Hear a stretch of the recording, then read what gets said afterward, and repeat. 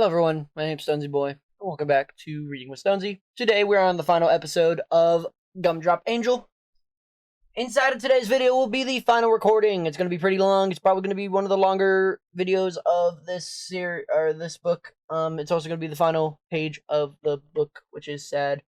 Have a tier list going up for it as well. Go to youtube.com/stonesyboy and go to the community tab and you can see the tier list in better view.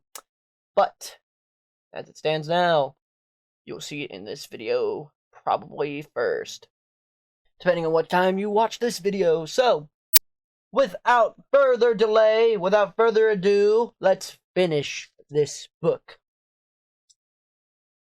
It was the best moment in his life. Unlike this one, now Hudson wasn't in the restaurant with Faith. He was in a huge vent, with a piece of an animatronic glommed to his foot. Aware of the pressure still grasping his foot, Hudson tried to lean toward and use his fingers to pry Chica's hand from the shoe. But that was a bad move because Chica just shifted her grip. Now she was holding his right hand. Faith hung on to Hudson's hand when he walked her home. She smiled the whole time too. She listened to him, laughed at his jokes, and at one point, she even put her head on his shoulder for a moment. A strand of her hair blew up against his neck. It felt so silky and it smelled like berries. Hudson welcomed the warmth, the connection. He looked down his hand and twined with, it wasn't Faith's hand in his. No! Hudson screamed. He was no longer felt touched, but not emotionally anyway. Obviously he was being touched, literally, by the yellow hand. And maybe he was touched in the head too. Hudson swung his arm around, which in turn swung the Chica's parts around. He battered them over and over against the vent's tunnel side. Chica was oblivious. She held on. He had to get out of there. Doing his best to not think about the animatronic part attached to his right hand, Hudson crawled ahead. Making for the vent cover he had his eye on, he knew he would get out in a relatively confining vent space. He'd have more room to maneuver Chica off his hand. Ignoring Chica's continued expression of determined love, Hudson crawled in with a couple of feet in the vent cover, turned his body, and kicked the cover loose onto the wall. Crawling forward, he shined a light down onto the room below. He was backstage. Wow, he was totally turned around. He thought he was on the opposite side of the building. Turning again, Hudson exited the vent tunnel feet first, dropping onto the floor and immediately swinging his arm to the wide arc that slammed Chica against the floor. When her grip loosened, he flung her free, kicked her into the pile of costume parts on the far side of the dressing area. I like you, he heard again, and he heard the sound that he'd never heard before. It was a sound he could barely describe. It was a roar, he thought at first, an especially shrill roar with distinctive separate tones that told him that it was combined roar, the combined roar of many, many voices. It was also a breath, a great exhale, and a groan all at once. What? Hudson began. The costume parts began to tear the Chica parts into bits, like a frothing, churning pool filled with fuzzy, colorful piranhas. The costume parts came to life, and in seconds they pulled Chica apart and ripped her into 100 pieces. He would have kissed Faith goodnight by her door after their date, but her roommate opened the door and walked between them just as he was making his move. Later, after Faith called to ask if he'd done it, he realized the roommate had opened the door and walked out deliberately to keep him from kissing Faith. That was probably the moment when it all began to come apart. As quickly as the attack on Chica began, it ended. The pile of costume parts was once again a pile of parts, and it didn't look any different than it had before. And now, Hudson was looking at the wisp of yellow fabric Chica had been reduced to almost nothing, and just like Hudson, Faith's rejection had torn out his part and hope into little bits. He looked at his hand. Was that yellow fuzz under his nails? Hudson wiped his hands in his pants several times, and once again Hudson was alone in the stillness, not liked, not capable of understanding what was going on. Hudson turned away the yellow tufts of fur. He ran back toward the office. When he reached the end of the hall, however, he stopped. He looked down the empty hands. He lost his nightstick. He lost his hammer. With the animatronic wandering somewhere in the building with everything else going on, what was going on? He needed a new weapon. He veered away from the office in the direction of the kitchen. When Faith and her team first designed it, the kitchen was only going to be a replica of one of the pizzeria kitchens. But when management decided they wanted his attraction to be available to the venue for parties, that's when the fake kitchen became a real kitchen. Over the last few days, Barry and Dwayne had been bringing in boxes of kitchen supplies. They were still stacked up in the counters. Surely one of those boxes contained a knife or something he could be used as a weapon. Hudson reached in the kitchen without anything else weird happening, and he found that he needed a second box that he opened. Continually checking over his shoulder, Hudson armed himself with a butcher knife and a rolling pin. Feeling only a little ridiculous as he left the kitchen, he held both weapons ahead of him as he hurried back to his office.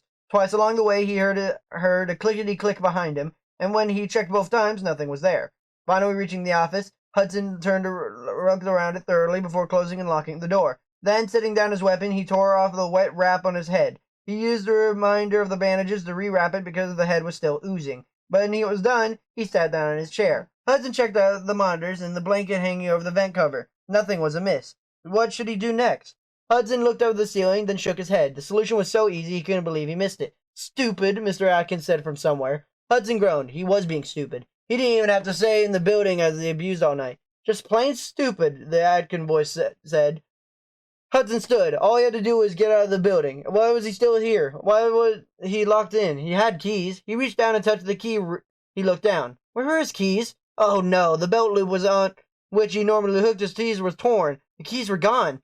He looked madly around the room. He checked his pockets, looking at the monitors. No keys. Stupid, the Atkins voice reminded him. Hudson closed his eyes and hung his head. If he had gone for his keys first, he would be out of here by now. He opened his eyes. Well, there was nothing he could do about that now, unless he could take a break out somehow. He was locked in. He couldn't call anyone either. He had no phone, and of course the building's phone system was coming in tomorrow. Why not break out? Sure, he couldn't easily reach a few windows in the building, but he couldn't break the glass front doors? Maybe. Or he could just wait out the night in here. He was safe in here, or at least he'd know if someone or something was trying to get in. The second he had that thought, something thumped against the door, and the blanket over the vent rippled. The vent made a rending sound, and the vent cover fell down behind the blanket and landed with a clatter on the floor. As soon as the vent landed, animatronic mouse and costume mouse began falling through the opening. What's the square root of 144? Mr. Atkins asked. No, not Mr. Atkins, an animatronic mouse. What? Hudson said. Wrong, stupid, Mr. Atkins said. It was Mr. Atkins in his algebra class. Hudson could see the windows looking out of the school parking lot, the cars glistening in red. What's 4x plus 6? Mr. Atkins said. Work the problem. Hudson looked around. It wasn't algebra class. He was in his office. Animatronic mouse surrounded him, firing algebra questions at him. Hudson held his head. Stupid, another mouse said, using Mr. Atkins' voice. How do you find the value through the process of substitution? Mr. Atkins screamed through another animatronic. Hudson shook his head and willed himself to see what the real and what wasn't. Stupid, a different mouse said. All the mouse sounded like Mr. Atkins. Stop it, Hudson shrieked. Stop it! All the mouse advanced on him. Stupid, stupid, stupid, stupid! The assault came from the inside and outside of his head. It came all around him, and the mouse fell endlessly from the vent, opening the press toward him in ghastly chorus of judgment. Hudson tried to get up and run, but the mouse were like marbles flung over the floor. He lost his balance and fell, and then they overran him. Mouse crawled over him. He skidded up his legs, slithered through his hair, and he hoped at one end of his body to the other. Hudson failed and kicked. He shrieked some more. Then his mouth tried to crawl inside his mouth, and when it began to burrow into his ear, and tried hearing rumbling in his head, like a thunderstorm was unleashing itself inside him. Then when he lost it, he wet his pants. The hot liquid left his body and soaked his jeans. He began to cry. He was babbling, too. He didn't know what he was saying. He was talking gibberish. He was in the world of misery beyond anything he experienced before, and that was saying a lot. Wiping his arms around himself, he began to rock and hum. He had to know how long he had rocked and hummed, but when Hudson stopped, the mouse were gone. Completely gone. Like they'd never been there before. He looked around and looked up at the blanket. It was hanging in place in the thick enough cover to opening so he couldn't tell the vent cover was there. He stared into the stand so he could move his desk and check the vent cover, but that's when he noticed the sticky, burning wetness on his pants. Oh man, he just cleaned up. He wasn't going to sit in his own pee the rest of the night. Hudson picked up the butcher knife and the rolling pin, paused at the listening door. Hudson slowly opened it, hearing nothing. He stepped into the hall, and he tripped and fell toward the floor. No, he was grabbed. He was grabbed by the wrist and flung, as if he had half his size. The retching motion of the grab broke the same wrist Lewis had broken as Hudson as a boy.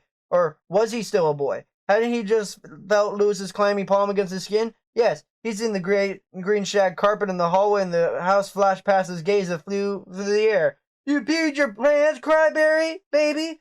Lewis boomed. Pathetic. Hudson moaned and landed. He cradled his snapped wrist against his belly, and he grasped in siren-like yelps as he looked around. No green shag carpet, still the black and white squares. He wasn't at home. He was at Fazbear's Frights. And when he'd been flung, he had not lost his butcher knife. He was lying a few feet down the hall, still spinning, the black end pointing at him. The point ended, and then the black end, and then the pointed end. Again, he was alone. Well, not totally alone. All the animatronic parts on the walls were muttering. They were whispering, giggling, pointing, reaching, and worst of all, watching. They could see the eyes on the wall following his movements. Hudson gasped. Two of the reaching arms had weapons. One had his nightstick, and the other had the hammer. Both arms swung their weapons back and forth. A partial foxy arm, with his fire hook extended, was between Hudson's two weapons, but the hook was unmoving. Hudson forced himself to look away from the chaotic movement of the walls. It was making him dizzy, or was he dizzy because of the broken wrist? Tears smeared Hudson's face as he dropped to the rolling pin and tried to get up without affecting his left wrist. Even the slightest hint of the movement sent red-hot streaks of pain down his hand and up his arm. He felt like his wrist was a raging bonfire. Managing to get into the sitting position, Hudson, without thinking, started to scoot back against the wall. That was when the sharp end of Foxy's fire hood had cut through the material of his shirt and scratched his back. He yelped and used his right hand and his legs to move away from the writhing walls. Once there, he tried to brace himself with his right hand in the middle of the hallway floor, but then he realized he needed his right hand to self-defense. He leaned forward, grabbed the rolling pin, and then sat still, trying to get control of the sobbing and his hiccuping breath. He was out of him, parts still reach and grab. No, Lewis reached for him. Hudson was sitting in the green shag carpet, cradling his wrist. "Get up, you sissy!" Lewis screamed at him. "Get up!" Hudson hunched over, trying to make himself smaller than he already was. Between his knees, he saw the black and white floor. He stared a glance around. The walls were watching him, and he was barely out of the range. He tried not to think about what he had to do next. He looked around at the knife, and a few feet down the hall, he didn't have enough strength or will to get it. On a reflex, he turned his left wrist to look at his watch, and he screamed loud enough for the sound to echo through the building. He gasped for breath and groaned as he managed to get a glimpse of his watch face without turning his wrist any further. It was only 2:08 a.m. He was going to have to get 4 more hours before Barry and Dwayne would arrive. How was he going to last that long? He looked at his wrist again and immediately wished he hadn't. He could see 2 broken bones poking against the other side of his skin. The sight made his stomach heave. He swallowed hard and took shallow breaths to keep himself from throwing up. Hudson shifted carefully. His urine-stained underwear and jeans were irritating his skin, but his butt and thighs were burning and itchy. He watched to get out of the clothes, but how he would do without jostling his wrist. Maybe he would just stay there where he was for the next 4 hours. Yeah, it would suck to sit on the hard floor with pea-satted pants and a broken wrist, but wouldn't trying to move be worse? Hudson nodded to himself and wiped his eyes with the right hand. His heart rate began to slow down. Making that decision had calmed him somewhat, and it took the pressure off. Things weren't that bad, he told himself. Yes, his wrist was badly broken, and he would have to go through all that pain again when he got it set, but at least it was his left hand, and a little pee in his pants never killed anyone. He was going to be okay. "You're nothing," a voice said. Hudson sucked in his breath and looked around. "Less than nothing," a voice said. Hudson reached out without thinking. He dropped the rolling pin and stared at both hands down so he could prepare to stand. Again, his scream did a tour of the building. Fresh tears ran out his cheek. "Stop it," he shouted, when he sure if he was yelling at himself about forgetting he had a broken wrist, or if he was yelling at the voice. High-pitched and nasally, Lewis's voice was unmistakable. So that's why he said nothing. He never made the th sound. His version of nothing was more like nuttin'. "You're nothing but smoke," Lewis's voice said. Hudson grabbed the rolling pin again and waved it in front of him uselessly. Then he tucked the rolling pin under his arm and bent over to cover the right ear with his right hand. Thankfully, he remembered not to use his left hand. But that meant his voice spoke again, saying, "You're nothing at all." Hudson could hear it just fine through the uncovered left ear. "Go away," Hudson begged the voice.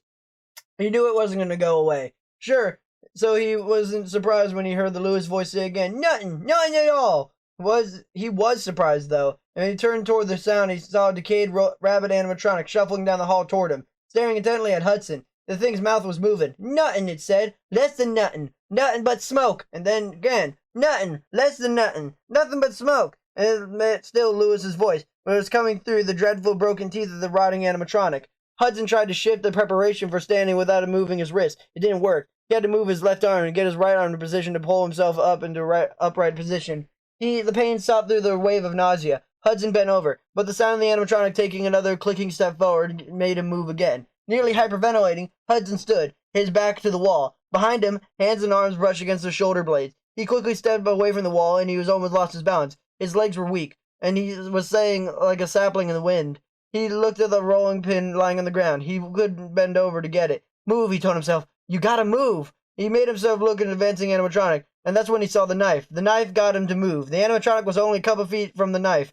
Hudson had to get to it first. Lunging forward, ignoring the pain in his wrist, Hudson was able to snatch up the knife, just before the animatronic reached it. He took a step back and brandished the knife ahead of him. The animatronic kept advancing. Hudson took another step back and waved the knife through the air. The animatronic's pace didn't falter.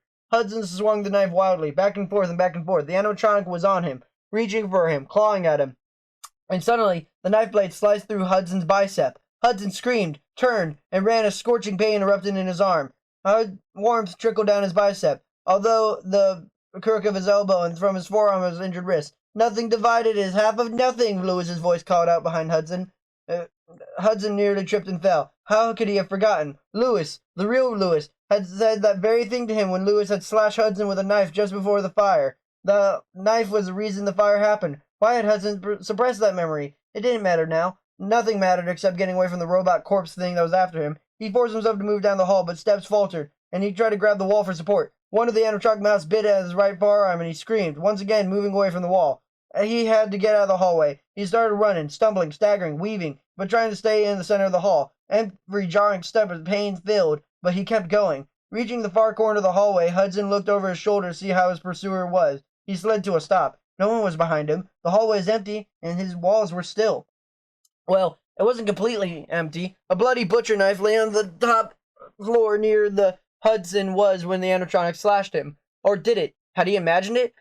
He looked down at his arm. Sure, it wasn't imagined that. A sickly wide gap in his skin ran from his upper bicep to his elbow.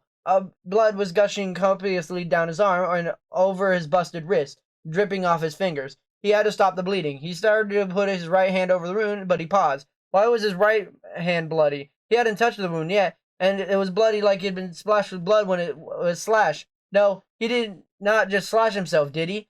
Hudson shook his head several times and concentrated on how he was going to stop the bleeding in his arm. He used up all his first aid supplies in his head wound, wavering in his feet, turning to look him every 2 seconds, crying and unable to stop. Hudson tried to think. What should he do? And as he watched the flow of blood, he realized he couldn't flow as fast as his arm was hanging down. So he lifted his arm, but he forgot about the wrist again. The broken bones under his skin ground together as they rotated, and he screeched in pain. He tried to raise his arm above the level of his heart, but the pain wouldn't let him. Panicking, he would have starting to feel weak. Hudson tore the wrap off his injured head and awkwardly tried to resuscitate it around his upper arm. There wasn't enough material to cover the entire wound. Material. Of course. He could use towels from the gift shop, and then he could break the front doors of the building and get out of here. Hudson had to get to the lobby. Fast. Once again, surveying the hall and be sure he was alone, he'd not attack under by the walls. Hudson walked fast and he got toward the lobby. Every step jolted his wrist, and then he fight of nausea and wanted to sit down and kept moving. Keep going, he told himself. Keep going. Don't stop again. But nearly at the end of the hall, he did stop. He'd forgotten the rolling pin. He looked back down the hall. The rolling pin was gone, and there was the nightstick and the hammer. He last seen them when the hands reaching in the walls. Moaning, Hudson stared at the spot on the floor where he sure he'd left the wooden utensil. He willed it to be there, but it wasn't. Hudson whimpered. It turned his back on what he couldn't explain. He staggered forward again, concentrating. He willed his feet to keep moving. As he passed Pirate's Cove, Hudson told himself he was halfway there. Just keep going, he ordered himself. Then he stopped. He stepped in horror when the purple curtain around Pirate's Cove began ripping in half, torn from the inside by Foxy's pirate hook. Hudson gasped at what he was seeing. What was this happening? Or was his exhibit's animation just being completed without his knowledge? As Hudson began shuffling away from Pirate's Cove and the curtain was wrenched apart, the deformed rabbit animatronic peered out at Hudson. He raised his arm, and Hudson could see that the rabbit held a foxy arm. It was the rabbit that had been slashing the curtain. Hudson ran. Several feet down the hall, he checked over his shoulder. It wasn't being chased. He didn't slow down. He had to get the towels to stop his bleeding. At least, there was one good thing about the animatronic being behind him. It wouldn't have been hanging in the inner hall, when Hudson realized he had passed through to get to the lobby. Squaring his shoulders, he forged ahead, turning down the hall where the animatronic was hanging at the start of the animatronic was hanging on the wall, just where Barry and Dwayne left it. But how did it get back there? Watching the horrible robotic character, Hudson shuffled past as fast as he could. The animatronic didn't move. Hudson checked it several times after he passed it, but it kept hanging there, silent, still. Finally, he concentrated on getting on his destination. He was almost there, but every step he took, he felt weaker. He couldn't walk in a straight line, but his sight was getting a little blurry. Determined, he worked his way down the long hall and made toward the lobby. It looked longer to get there than it should have, but he got there. Unfortunately, the shop was mostly dark. Lights from the lobby barely reached the space. They probably only enough illumination to create amorphous shapes. Stumbling into the darkened space, Hudson used his right hand to feel along the shelves. He groped for the textiles he knew were there. Feeling fur, he made his way past the plushies and action figures. Hey, did something nip at him? No, he was just imagining things, which was understandable given what he experienced this evening. He kept going, and he eventually found the towels. He grabbed a stack of them and started wrapping them around his arm. Then they couldn't say. He felt around until he found the Chica headbands he remembered were there, and then those who tied the towels in place. It was an awkward and painful process. He had to keep moving his arm in a position of the towels and the bands, and every time he did, his wrist protested in blazing blasts of pain. He gritted his teeth, hissed out a breath, and kept working and wrapping his arm. Finally, he finished, but now for the front door. Still weak but encouraged by the progress he'd made, Hudson thought it was going to be the gift shop. What else could he use to break the glass door? Sporting goods. Hadn't he seen a baseball bat in here? Hudson took a step forward and he thought he'd find a bat, but loud fluttering sound stopped him. He squinted into darkness. He saw movement. What was that? He couldn't tell, but he could tell the movement was advancing his way. He backed out of the gift shop. He was nearly out of the gift shop when he smelled something he made him throw up all over the floor. He couldn't help it. It was a reflex. He smelled black cherry pipe tobacco, and he smelled an acidic stench of vomit. You're going to mess your room, boy, Lewis bellowed. You can't just stay here and breathe it in.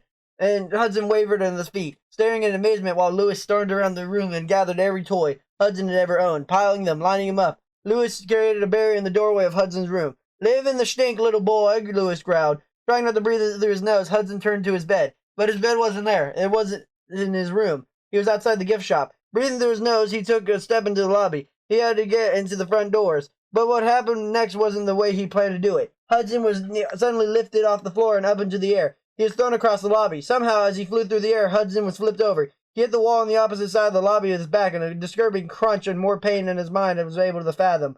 He slid on the floor, landing on his left side, and on his slashed arm and broken wrist. The initial impact just felt like he had when Lewis had thrown him into a wall, but aftermath was worse. When did Lewis do that? Was it before or after the barrier of toys? Hudson couldn't remember. But where was he now? He was in the past, or was he in the present? He didn't know. All he knew was pain. Hudson bellowed at the top of his lungs. He had panted like a dog. It was his time injury, a new one, or was this new? Had he fused discs held? Hudson couldn't tell. His back was radiating pulsation of pain. He lay still, afraid to ask anything else of his battered body. As he lay on his side, breathing shallowly, he tried to check his surroundings. Was Lewis still in the room? Was the rabbit animatronic going to show up again? He craned his neck to look over the lobby. He saw nothing out of place. No, wait, something was out of place. On the wall above him, a large vent cover was hanging by one screw. The cover was swinging slowly. The dark passage it had concealed, now wide open to anyone or anything. Could the animatronic have thrown him and then retreated into the vent? A sickly scent of cherry pipe tobacco hung in the air again. But he had to get away from the horror of this building. Gingerly moving his legs, once he made his back kink up in stiff protest, Hudson tried to get in a position that he couldn't stand. No matter how much it hurt, he couldn't just lie there and let the animatronic or whatever's tormenting him make his next move. He needed to get to the doors. Hudson turned to look toward him. He gasped, "No way. No freaking way." He blinked, rubbed his eyes with his right hand, and looked again. Yes, he was seeing what he was seeing. The doors were being guarded by the gift shop's entire supply of plushies and action figures. They were lined up and poised in action, and they were all watching him. Hudson stood and screamed. His back felt like he was being torn in half. His wrist felt like it was being filled with ground glass. His arm was pounding out a staccato beat of intense, tortuous pain. He couldn't take much more. He had to hide. But where? He looked up and down the hall, stretching away from the lobby, and his gaze landed on the kitchen doorway at the far end left hall. Holding his breath, he took a step toward the direction. He knew where he could go. Heat purges. He could hear Granny's voice that said, "Fire heals," to the fireplace. He had a safe place in the fireplace. Lewis could reach him there. Heat purges, fire heals. Those were the two phrases of the mantra. Hudson began shuffling toward the kitchen. Each step was a new elevation of pain. Each of the footfalls made him wonder if he'd make it. But then he asked himself if he could make it. He told himself, heat purges, fire heals. And he didn't mean the words literally. He had no intention of heating anything or setting fire to anything. But the words had reminded him of where he could hide. The words seemed to control his feet as they kept moving toward Hudson's destination. When he reached it, he stood in front of it and smiled. He wondered why he hadn't thought of this before. Hudson reached out with his right hand and tugged on one of the industrial oven doors. As soon as it opened, he gingerly climbed inside the oven. There he sat, stretched out his legs, and grabbed the door. He pulled it and closed it with a satisfying whump. Finally, he was safe, or was he? As he huddled against the hard, cool walls of the oven, Hudson's mind went back, once again, to the past. Safe. Was that what he thought he was the night he wrestled the knife from Lewis and threatened the man with it? "Leave me alone," he screamed. "Never touch me again, I'll tell everyone everything." Lewis had laughed at him. "Kid, you're not going to tell anyone anything. They'll think you know what they need and you to know." And when the strange statement, Lewis did disappear into the kitchen and Hudson had crawled into the fireplace to hide. Next thing Hudson knew, there was a fire in the fireplace, and then the house was on fire. Hudson barely got out alive. His burns on his legs left him with nerve damage that barred him from the Navy. He didn't set the fire, did he? Had he told everyone he didn't because he believed he didn't? The popping sound yanked Hudson from the reverie. What was that? He listened. Then he heard the rustling sound and a snap. Hudson hunched over the fireplace. He listened for Lewis, and he looked at Lewis's lighter. Then had Hudson taken it? He hadn't, remember, but it was his now. Hudson could feel Lewis's lighter in his hand. He could feel the thumb on the little starter wheel. Flames started crawling up the curtains next to the fireplace. In the oven, something whirred, and then made a little spitting sound. Hudson heard the convulsive burst like a backdrop blowing open. He looked down in his empty hands. The cool walls of the oven started warming up. Hudson shot away in the oven walls. No! Panic, Hudson kicked open the oven door, but it didn't budge. Open the door, he shouted. He kicked again. The door remained closed. Oh, Hudson, a voice said. It was Granny Foster. Hudson looked around the oven and tried to see out the door, thick glass opening the door. He couldn't see anyone. Granny, get me out of here, Hudson yelled. Oh, Hudson, Granny's voice repeated. Her voice wasn't coming from the outside of the oven. It was inside, with Hudson. The oven got hotter. Hudson started to sweat. Help me! Hudson heard what he sounded like a sigh rushing through the oven. Your path is your path, Granny's voice said, and the oven got hotter and hotter. You know, I'm going to miss most when we start training, Dwayne asked Barry, and the two men climbed the steps towards Fnaf Fazbear frights. What? Barry called on the T's and unlocked the front door. He was a little surprised he had to do that. Usually Hudson was down here already unlocking the doors. Your grandma's cooking, Dwayne said. Barry laughed, even sobered. I would have said that, too, until I met Faith. That'll work out, Dwayne said as they stepped into the building. Where's Hudson? Barry asked. Hudson! Dwayne called. What's that smell? Barry wrinkled his face. Dwayne covered his nose. Smells like something burning. Hey, did you hear about that fire at the circus? What? It was in the tents, Dwayne laughed loudly. Get it? In tents? Barry shook his head. Hudson, he called. They waited, breathing shallowly. No one answered. Let's go check the office, Barry said. The men headed down the main hall. They looked around as they went. Everything was the same as it had been, and they left the night before. Same stacks of boxes, same animatronics they hooked on the wall. Dwayne bent over. I forgot to pick up this tooth last night. We can glue it back in. Can we glue it back in? They went down the hall and leaned into the open door of the office. It looked normal, too, but Hudson wasn't in it. Where the heck is he? Dwayne asked. Barry shook his head. Dwayne laughed. Maybe he finally got smart and left this crummy town. That wouldn't be a bad thing, Barry said. I miss him, but he could use a fresh start. Dwayne made a face. The smell is stronger down here. It's coming from the kitchen, I think, Barry said. Let's go check it out. As the two headed toward the kitchen, Barry said, I feel for Hudson. Poor guy deserves to have something go right. What an honestly crazy ending. Very reminiscent of To Be Pretty Again or 1:35 a.m. where the character goes super crazy. But this time in the setting of Five Nights at Freddy's 3's Fazbear Frights, which seems kind of strange to pull out as a coy, but honestly, I think that kind of like you going crazy or nuts thing is something the original game really needed. Because in my opinion, FNAF 3 is the worst game. Because it's just kind of boring. But, I mean, yeah. I wish it kind of, went a little further into it of, like, the details of it. And I really wish the intro, the first, 40 pages weren't so bloody detail-oriented. Like, maybe they could have skipped that whole, second night of him being like, oh, I gotta hang out with my friends again. Oh, and that's where that's where Hudson learns that Barry's getting a date. But, yeah, I think they could have skipped all that and life would have continued on. But, of course it didn't, so. But, yeah, today we read pages 400, dear goodness, 201 to 227. The final page, or the final chapter of this book, and I figured out what hurt my voice was a flavored drink I was drinking. So that was bad, and now we get to go into the tier list. I had to redo it a bit because, last time I did it, it actually didn't look like this. So, for the Gumdrop Angel, here's my issue. And I think I've kind of put myself in this weird corner. So, I think S rank should go to stories with every single one of them being a banger, which is already pretty good. A should be 3 stories, but they're not the best, they're just pretty good. B being 2 of the 3, C being 2 of the 3 being bangers, C being 2 of the 3 being good, and D will be 1 of the 3 being bangers and the 2 others sucking, and the F will be just the story sucked. And yeah, I think I'll just do all that right now. All 3. Just speed me through this, please.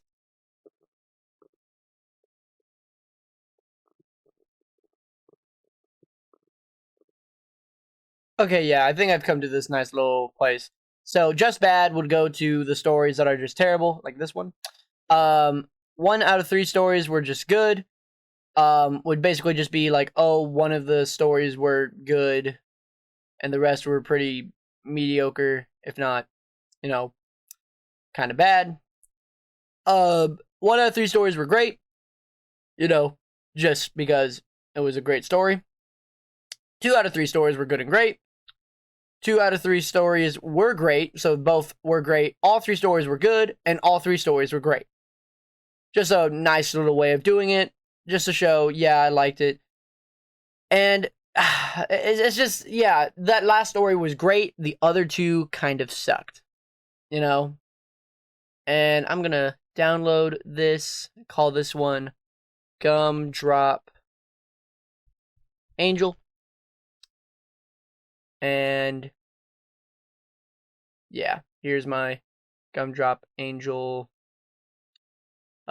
thing here. But yeah, hope you guys have a super fantastic, wonderful day. This has been a very fun book to read. Tomorrow will be the full read, and then next week we'll be back to our regularly scheduled book, where we may read another FNAF book just to kill off the series, because this is book number what? This is book number 8. So there's 2 more books left in the normal series, and then like 5 more books left in the what's it called series. I mean, in total we have to read in total, well, next time we'll be reading whatever the heck this one is right here. And then we're reading the Silver Eyes, Twisted One, Sports Closet, the Weird Babby, the Babby Doll one, the Cat one. We sadly will not be reading Felix the Shark. So in total, we have 1, 2, 3, 4, 5, 6, 7, 8, 9, 10, 11 books. 11 more books. And 2 more books in this series. So, yeah. Hope you guys have a super fantastic, wonderful day. Be polite, be efficient, make sure to like, comment, and subscribe. I'll see you guys next time. Bye-bye!